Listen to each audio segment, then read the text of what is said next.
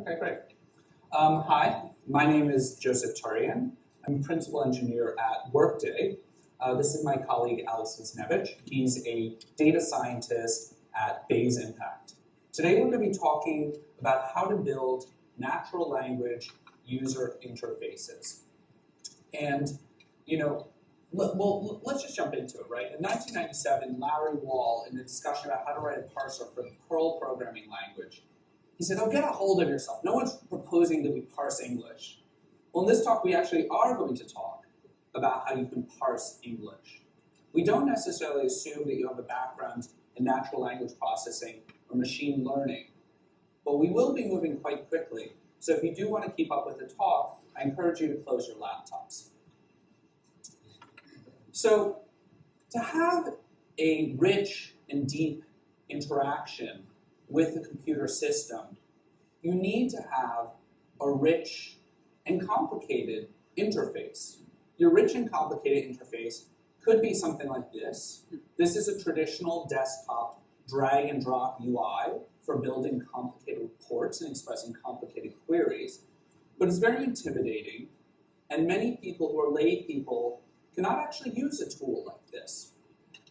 On the other hand, your rich and complicated interface for communicating with a computer could be spoken. It could be language. It could be plain English. Plain English is a complicated interface that humans use to communicate with each other. Now, in terms of a natural language user interface, there are many possible applications. We're going to talk in this talk specifically about the problem of querying data querying, but that doesn't mean that natural language interfaces are purely limited to this use case. It's just an important running example that we'd like to come back to. So opportunities where I'm on the account team. A typical way to express this query in a formal way would be to use SQL. The SQL corresponding to this is quite gnarly.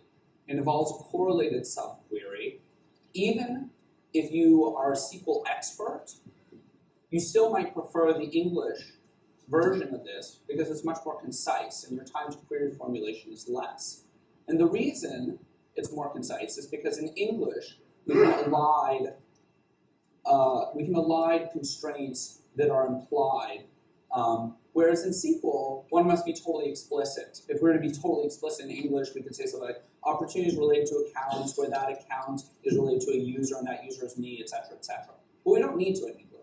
And that's one of the reasons English and natural language is a convenient way of querying. So you might say, oh, okay, well, I don't need to use SQL to do this query. I can use a drag and drop report builder. But the difficulty with this style of interface is it's really just a thin veneer over SQL. And the difficulty in building a report in this style of interface is commensurate with actually just expressing the query in SQL. You need to understand the underlying join structure of the tables, which you may not. And if you consider how, this is an intimidating thing, you're really not able to do this unless you're a technical person who's been trained in this tool and your database schema. Imagine even trying to put this on a mobile interface. Forget it. It's never going to work. Whereas a natural language interface can be much more concise and much more approachable. As I said, if you're thinking about an everyday business user, someone who's non-technical, someone who hasn't spent years of their life learning a computer's language, if you want to enable that style of user to have a rich and deep communication with a computer system, we argue that English and natural language is a great interface. So the technology that enables this style of interface is known as semantic parsing. Parsing means to take something and break it into individual parts, and semantic parsing is when you break something into its underlying formal meaning. So open domain semantic parsing is, well, I don't know if you saw the recent fiasco when Microsoft unleashed Tay on the internet. It was an open domain chatbot. It would chat with anyone, take all comers, and within 24 hours it became a racist, Nazi, homophobe. That's not to say that open domain semantic parsing never worked. Someone tweeted at Tay and said, "You are a stupid machine." And Tay responded, "Well, I learned from the best. If you don't understand that, let me spell it out for you. I learned from you, and you are dumb too." Okay, but open domain semantic parsing, even Google, even Apple, they've not cracked this nut. It's an open scientific question. That's not what we're talking about here. Closed domain semantic parsing, when there's a very specific domain of human interest that we want to communicate in, this is possible. In fact, it's been possible since the 70s. Since the 70s, there have been research papers on how to do this. It's recently been commercialized more broadly. IBM Watson mastered the trivia domain and trounced existing Jeopardy champions. Wolfram Alpha, if you're expecting math queries. Call center routing is another well-known application. Facebook graph search in the domain of social search. There have even been startups that have successfully worked with semantic parsing and had successful exits. Upshot at the bottom, that's me and Alex's former company. We were acquired by Workday. So why are we the people to tell you how to build semantic parsing and why it's important? I received my PhD in machine learning and natural language processing. That was 9 years ago. That was a while. I was the founder of Upshot. Upshot was a mobile application that had mobile gestures as well as natural language as an interface to your enterprise database. Our main integration was with Salesforce. Alex Nisnevich, he was a master's student at Berkeley. He focused on natural language processing. He was employee number 1 at Upshot. As I mentioned, Upshot was acquired by Workday. We're building data pipelines on a $1 billion data set. It's a greenfield opportunity, and if we're hiring, so if you're interested, come talk to me afterwards. I'm going to turn the talk over at this point to Alex. All right, so now that we've addressed the business case for why you should use semantic parsing, let's talk about the how. So this part of the talk is called Semantic Parsing 101. And I want to start with, I really like this, a quote that Richard Montague, the philosopher, said in 1970. And it's really like he was very much ahead of his time. And the reason I like this is because when we talk about parsing, we like to, in our heads, have this sort of artificial distinction where, there's easy parsing, there's hard parsing. Easy parsing is like parsing like something logical, like a programming language, or parsing like mathematical expressions. And we can do that, no problem. But like something that's like really open and ambiguous as natural language, that's impossible. We can't do that at all. So what Montague said is that these two problems are really not that different from one another if you look at it in the right way. And that's what I hope to show you guys a little bit of that right now. Let's use a sales example. Let's say you're a sales person, you have a database that's maybe Salesforce or something like it, and you want to enter this natural language query. You want to say, I want to see the top 5 opportunities in California by amount. In the process of parsing this, what we really want to do is we want to get a sort of logical, abstract representation of it that captures all of the meaning in this phrase in a sort of a tree-structured way, so then we can do something useful with it. For example, convert it to SQL and we can actually enter it into a database. How do we go about doing that? Well, and also you can see how every element of the initial phrase sort of has a corresponding logical representation inside this. So how do we go about doing this? Well, let's start by parsing. Let's start by building up this sentence from its component parts. And this is called constituent parsing. This is similar to what you all did in, say, high school English class. We can say, well, top 5, that's an adjective. Opportunities, that's a noun. In California by amount, these are both prepositional phrases. And how do they combine? Well, opportunities and in California, nouns can grab onto a prepositional phrase to create a noun phrase, like opportunities in California. That can combine with another prepositional phrase. And of course, adjectives can sit on top of a noun phrase to form a bigger noun phrase. So we can sort of see the structure of the sentence, but there's a few things that just doing it this sort of like naive constituent parse doesn't give us.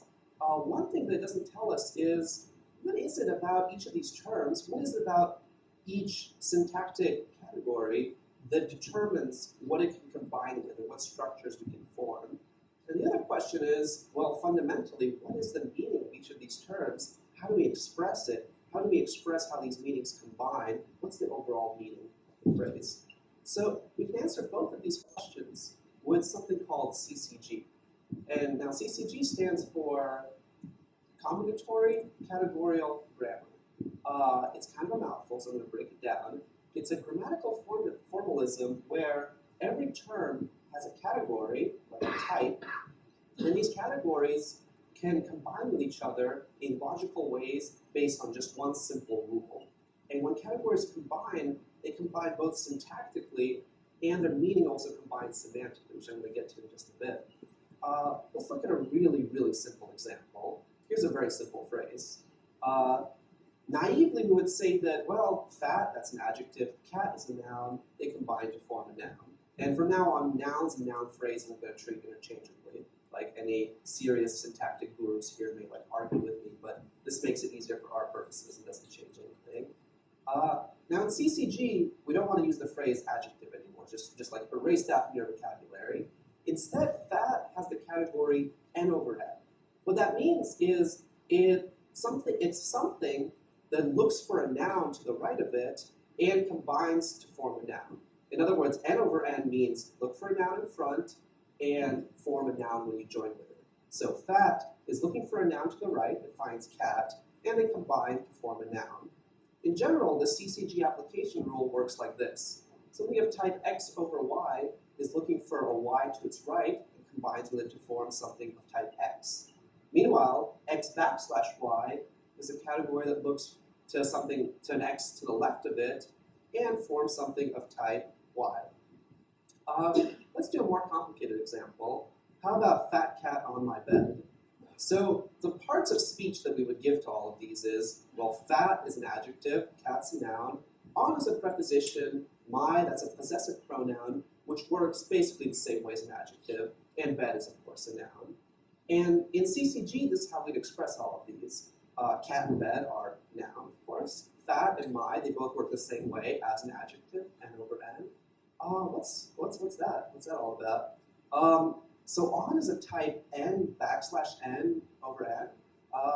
Let me show you what that means.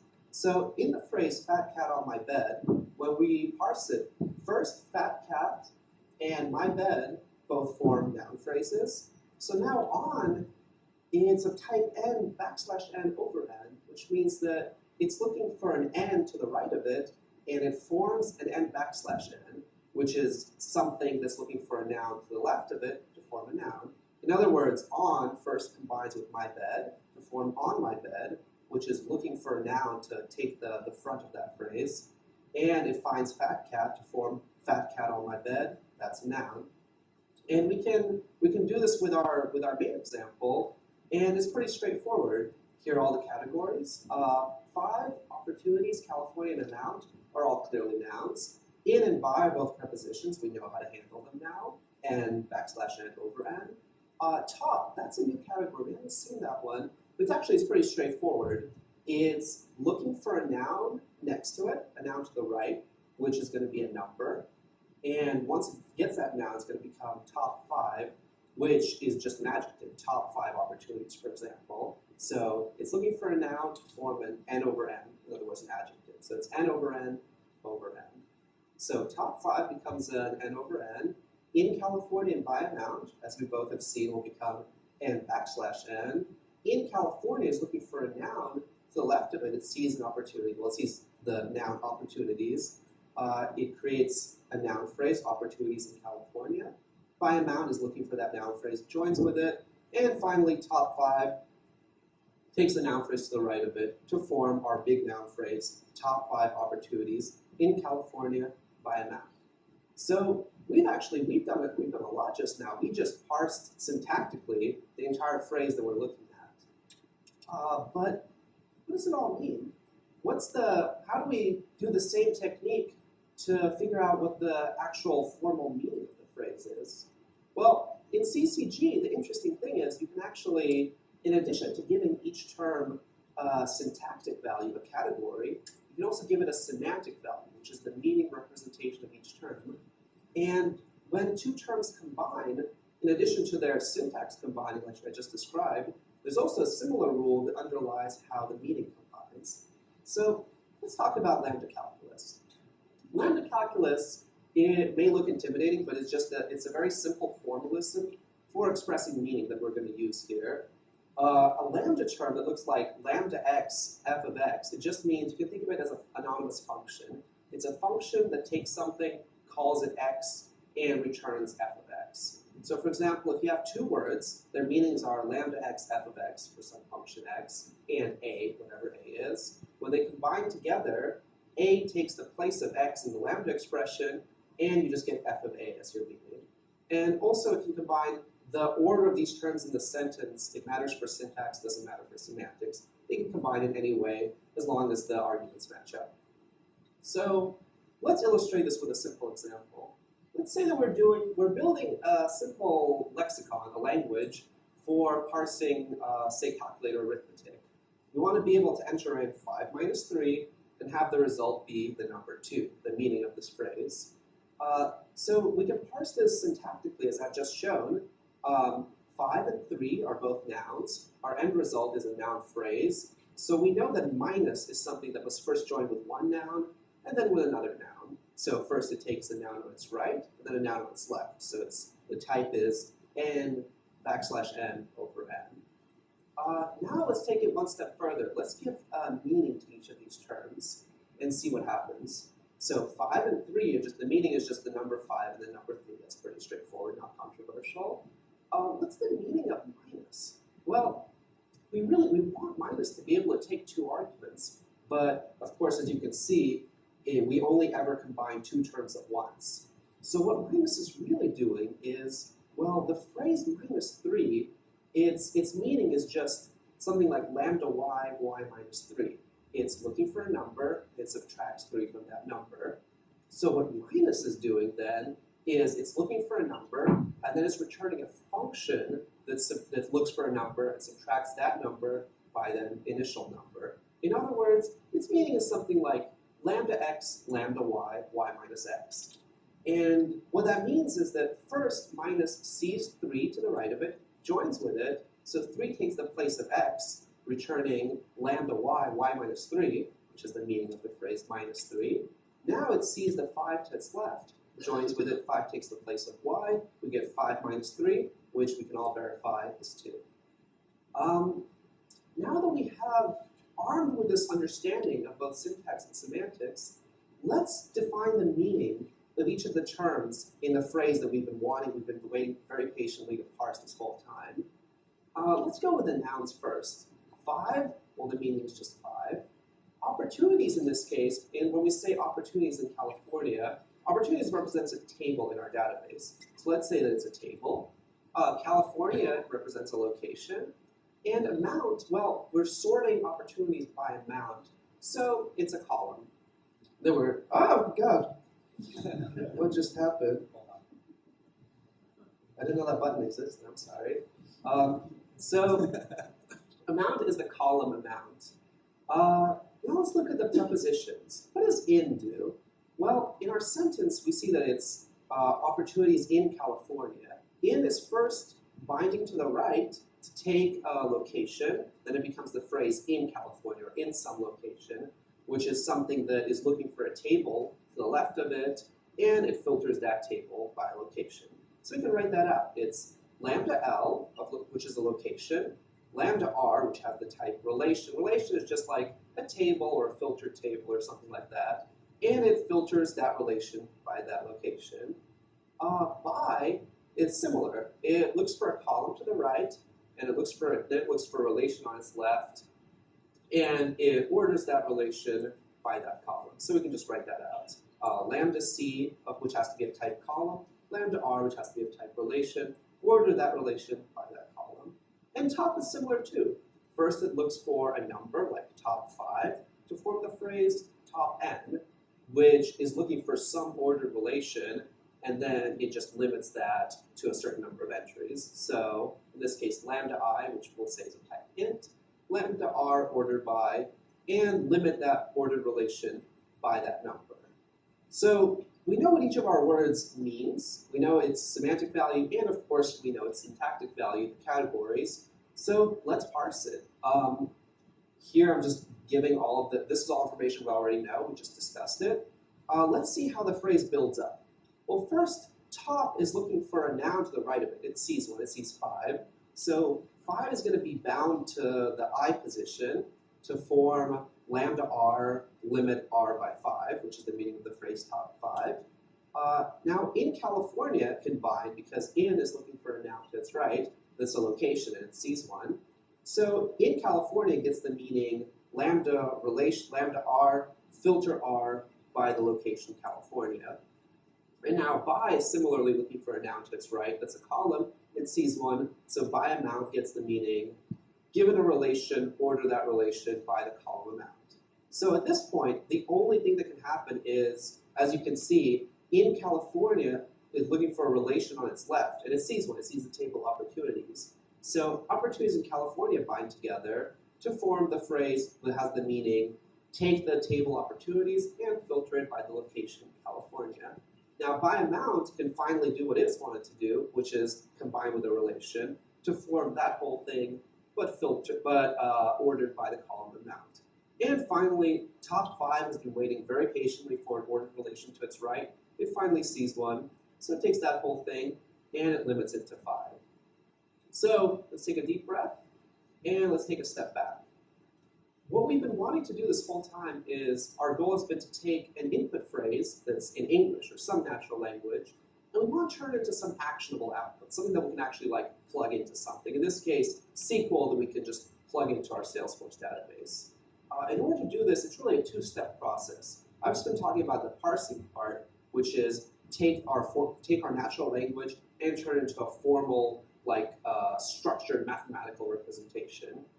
And after we do that, we can do all sorts of things with it. We can just, in this case, to output SQL, it's tedious, but it's not actually that difficult. We just write a recursive function that, given any type of object, will output the right SQL, and we'll ultimately get something like what we're looking for. In this case, we took top 5 opportunities in California by amount. We parsed it into this whole thing that we just did in the previous slide. And we can realize it into some gross SQL. We don't really care about it. We just write the function that handles our formal representation, and we're good to go. And you can see how everything in the original English ultimately corresponds to terms in our formal structure, and likewise correspond to SQL, the final output that's generated by the realization stage. And I'm going to turn it back over to Jessica. Thank you, Alex. So that was Semantic Parsing 101. And it may seem quite simple, but with what we've done, it's actually quite powerful. I'm now going to talk a little bit about applications. What's common in a lot of enterprises is that they're business users, they're analysts, they're not technical people, they're represented by the suits on the right, and they want to ask questions from the database. They want answers to questions, they want analytics, they want things like top 5 opportunities in California by amount. But the problem is they can't communicate with the database, they don't know SQL, the drag and drop tools are too difficult. And so the common scenario is that access to the data is mediated by a data team. This is a problem for everyone involved. No one really likes this. Through our interviews, we've heard PMs and analysts say things like, I wait 5 days to get a new report. I cannot ask as many questions as I'd like. Meanwhile, people on the data team tell us things like, I spend 25% of my time writing SQL for analysts, and I have real work to do. In fact, through one interview with data scientist Eric Yu, he told me, my one wish is the PMs would learn SQL. Now, I think we know this is never going to happen. Why expect every person in the world to invest years of their lives learning a formal computer language? Why not enable a computer to understand a human language? And we've been sort of saying this throughout, but really the point is that if you want to enable everyday people to have a deep interaction with a computer, it's not going to happen through a formal language. It's going to happen through an interface that they understand naturally. So when we were at Upshot, our startup, as I said, it was a mobile interface that allowed you to query your enterprise data. Our first integration was with Salesforce. This is our architecture slide. I'm happy to announce that our core technology, the parser, which is circled in red on the screen, we're open sourcing under a permissive license. This open source library is called Montague. We designed it so that it does CCG parsing. You can build out a CCG parser for your particular domain, whether it's your particular enterprise database, or perhaps you want to make it communicate with a web API. You just have to build your own lexicon. There are several demos that we have prepackaged that you can just run immediately. One is a sort of arithmetic, English arithmetic language. Another one is an information store. You can immediately do stuff like type in, Joseph is a programmer. It takes that fact, it parses it, it stores that fact. Joseph is cool. It takes that fact, it stores it. And then you can start asking questions. You can make queries. Who is Joseph? Joseph is a programmer. Joseph is cool. If you ask it questions that it doesn't know the answer to, who are Joseph and Ted, it will say, I don't know. You can then give it that information. Joseph and Ted are Alex's friends. If you say, who are Joseph and Ted, it now has that information, which you can retrieve through parsing and finding a matching fact for that constraint, the constraints expressed through that meaning, and says Alex's friends. So that's one of the demos. Now, if you want to build this out for your own domain, you're going to have to build a lexicon. But to show you the sort of power of CCG, you can download an English CCG lexicon. This is part of the demo just off the shelf. It's a freely available one. And then you can just build this information store that you just saw. There are actually just six lines of code. So that would be one particular application of the Montague library that we're releasing. The URL is on the screen. I'm going to pop that up on our last slide, so you don't need to worry about writing it down right now. But let me return to the big picture. As I've said, right now it is very difficult to communicate with a computer. And your modes of communication with a computer, if you don't speak the computer language, are intrinsically shallow and predetermined by ways that technical people have predefined for you. If you really want to enable a rich and deep communication with a computer, you need a complicated interface that everyone understands, which we argue language is an important one. We believe that the next generation of user interfaces will include language as an important component.